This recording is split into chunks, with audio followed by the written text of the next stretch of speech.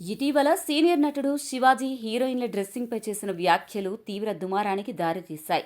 మహిళలు ఎలా దుస్తులు ధరించాలనే అంశంపై ఆయన చేసిన కామెంట్స్ సోషల్ మీడియాలోనే కాదు, సినీ ఇండస్ట్రీలో కూడా పెద్ద చర్చను రేపాయి. శివాజీ వ్యాఖ్యలను పలువురు సినీ ప్రముఖులు బహిరంగంగానే ఖండించారు.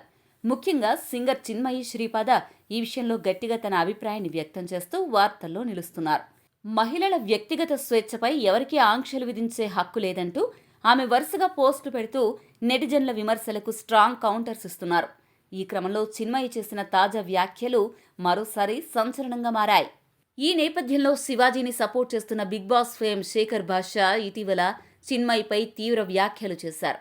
మహిళా హక్కులపై మాట్లాడే నైతిక హక్కు చిన్మయి అనసూయలకు లేదని, గతంలో ఇండస్ట్రీ పెద్దలు మహిళలపై చేసిన అవమానకర వ్యాఖ్యలపై వీరెందుకు స్పందించలేదని ప్రశ్నించారు.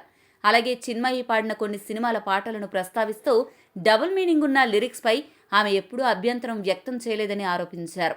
రోబో సినిమాలోని కిలిమంజారో పాటలో ఉన్న పదాలను ఉదహరిస్తూ అవి అసభ్యంగా అనిపించలేదా అని నిలదీశారు. డబ్బుల కోసం ఎంత నీచానికైనా దిగజారే వ్యక్తులంటూ శేఖర్ భాష తీవ్ర ఆరోపణలు చేశారు. దీనిపై ఓ నెటిజన్ బయట కొట్టుకుంటున్నారు, నువ్వు హ్యాపీగా సాంగ్స్ పాడుకుంటున్నావని కామెంట్ చేయగా చిన్మయి స్పందిస్తూ ఎవడి చావు వాడు చేస్తాడు, నాకేంది అంటూ ఘాటు రిప్లై ఇచ్చారు. ఈ పోస్టు ప్రస్తుతం సోషల్ మీడియాలో విస్తృతంగా వైరల్ అవుతోంది.